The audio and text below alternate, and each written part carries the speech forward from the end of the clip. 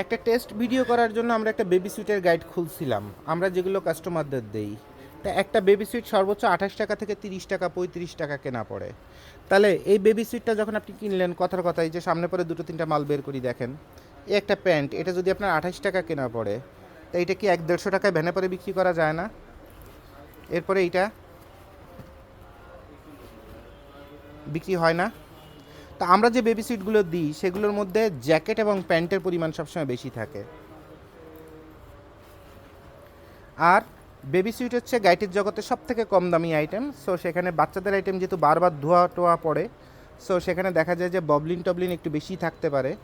But 28 টাকায় একটা মাল সর্বোচ্চ আর কি আশা করেন? সর্বোচ্চ কি আশা করেন একটা মালের মধ্যে বলতে পারেন আমাকে? 28 টাকার এর একটা জ্যাকেট আপনি যদি পেয়ে যান 28 টাকায়, এবং আমাদের যে বেবি সুইটগুলো দিই সেগুলোর মধ্যে এইসব জ্যাকেট ট্যাকেট প্যান্ট ট্যান্ট এগুলো বেশি পড়ে, তো কি আশা করতে পারেন 28 টাকায় কিনে? তা এই মালটা ভ্যানের মধ্যে 100-150 টাকায় কি যায় না?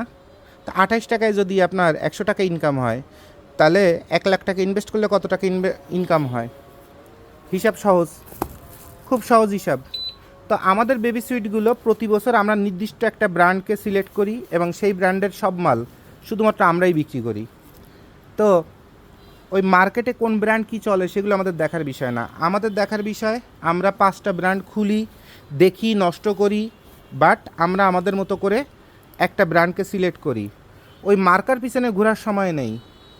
কোন মার্কা, কোনটা ভালো, দোয়েল মার্কা ভালো না ময়ূর মার্কা ভালো নাকি এক গোড়া ভালো, এই গোড়া মোড়া এইসব দেখার টাইম নেই। আমরা একদম প্র্যাকটিক্যাল 5টা ব্র্যান্ডের 5টা মাল খুলবো, খুলে দেখবো যে মাল কেমন আসছে, এরপর মাল যদি দেখি যে না ভালো আসছে ওই মাল বিক্রি করতে থাকবো। এখন কিছু কাস্টমার থাকে, দেখেন এর একটা মাল যদি আপনার 28 টাকায় যদি কেনা হয়, তো এই মাল বিক্রি করা যায় না 150 টাকায়? পারেন না বিক্রি করতে?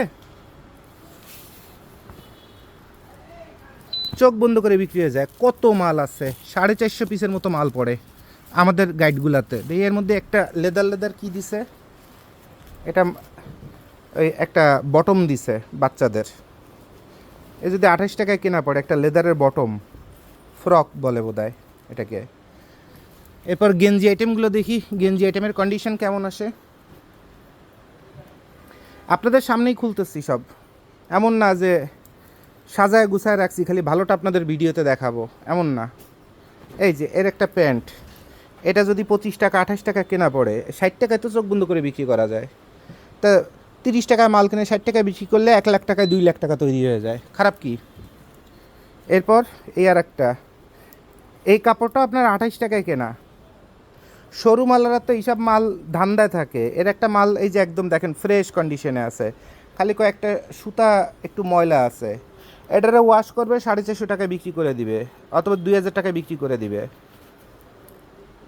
দেখেন সব একদম ওকে আছে। তাহলে